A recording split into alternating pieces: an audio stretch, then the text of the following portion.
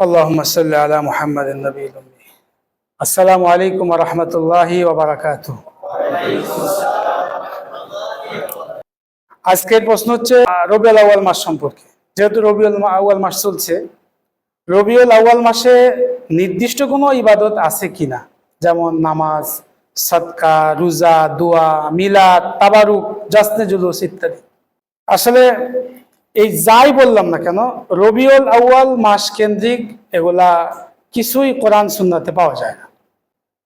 রবিউল আউয়াল মাস রাসূলুল্লাহ সাল্লাল্লাহু আলাইহি ওয়াসাল্লামের জন্মের মাস বলা হয়, কিন্তু মাস হিসাবে যে রবিউল আউয়াল মাসে রাসূল জন্মগ্রহণ করেছেন এটাও সুনির্দিষ্ট না। দুইটা জিনিস সুনির্দিষ্ট আছে, একটা হচ্ছে দিন আর একটা হচ্ছে বছর। আরবরা এই দুইটা জিনিসই নির্দিষ্ট করত, দিন আর বছর। মুসলিম শরীফের হাদিসে আসছে রাসূলুল্লাহ সাল্লাল্লাহু আলাইহি সাল্লাম সোমবারে জন্মগ্রহণ করেছেন, এটা সুনিশ্চিত। আর বছরটা ছিল ওই বছর যে বছর হস্তি বাহিনী, আসহাবে ফিল, আমুল ফিল, হস্তি বাহিনী পরাজিত হয়, বাইতুল্লাহ ধ্বংস করার জন্য নিজেরাই ধ্বংস হয়ে যায়। ওই বছরটাই ছিল রাসূলুল্লাহ সাল্লাল্লাহু আলাইহি সাল্লামের জন্ম বছর। এই দিনটা পাওয়া যায় আর বছরটা সুনির্দিষ্ট করে বলা যায়, কিন্তু মাস যে কোনটা ছিল এটা সুনির্দিষ্ট করে ঐতিহাসিকরা কেউ বলতে পারে নাই। মাসের ক্ষেত্রে প্রায় 5টা মত আছে।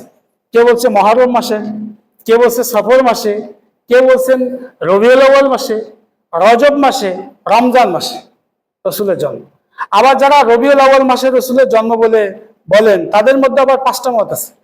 কেউ 8 তারিখ বলছেন, কেউ 9 তারিখ বলছেন, কেউ 12 তারিখ বলছেন, কেউ আবার 20-21 তারিখও বলছেন। সুনির্দিষ্ট করে রাসূলুল্লাহ সাল্লাল্লাহু আলাইহি ওয়াসাল্লামের জন্মের মাসটাও নির্দিষ্ট নয়, আবার জন্মের মাসের তারিখটাও ঐতিহাসিকভাবে প্রমাণিত না।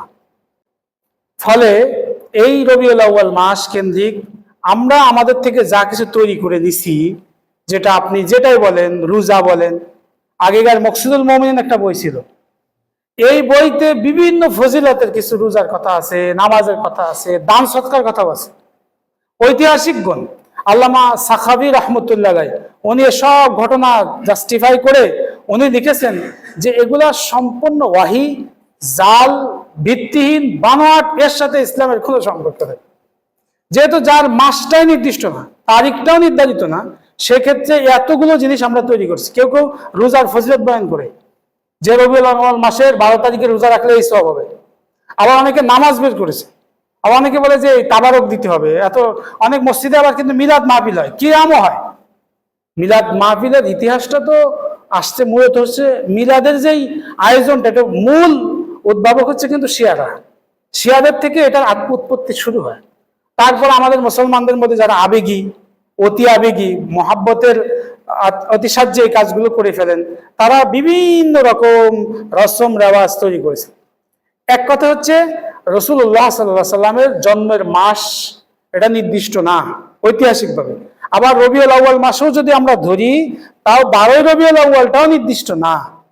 সেক্ষেত্রে আমরা ইবাদতবন্দি কিভাবে ওই জায়গায় ফিট করতে পারি? তাছাড়া কুরুনে সালাসা মানে 3 যুগ, রসুলের যুগ, সাহাবীর যুগ, তাবিঈন যুগ, এই 3 যুগের কোনো যুগে রসুলের মানে জন্ম, মিলাদ পালন হয়েছে এর কোনো অস্তিত্ব ঐতিহাসিকভাবে প্রমাণিত না।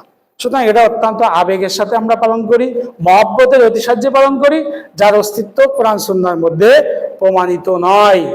যদি রসুলের জন্ম তারিখটা নির্দিষ্টও থাকতো, তাও আমাদের খুঁজতে হতো যে নির্দিষ্ট তারিখে রসুল কিছু করেছেন কিনা, সাহাবীরা কিছু করেছেন কিনা। সেটা তো নাই। আবার রসুল কিছু করেছেন, সাহাবা একরাম করেছেন, এর সাথে কোনো কিছুই নাই। তবে আমরা রাসূলুল্লাহ সাল্লাল্লাহু আলাইহি ওয়াসাল্লামের জীবনী নিয়ে, সিরাত নিয়ে সারা বছরের মতন রবিউল আউয়াল মাসেও কি করতে পারি? চর্চা করতে পারি। এটা আমাদের সৌভাগ্যের কারণ।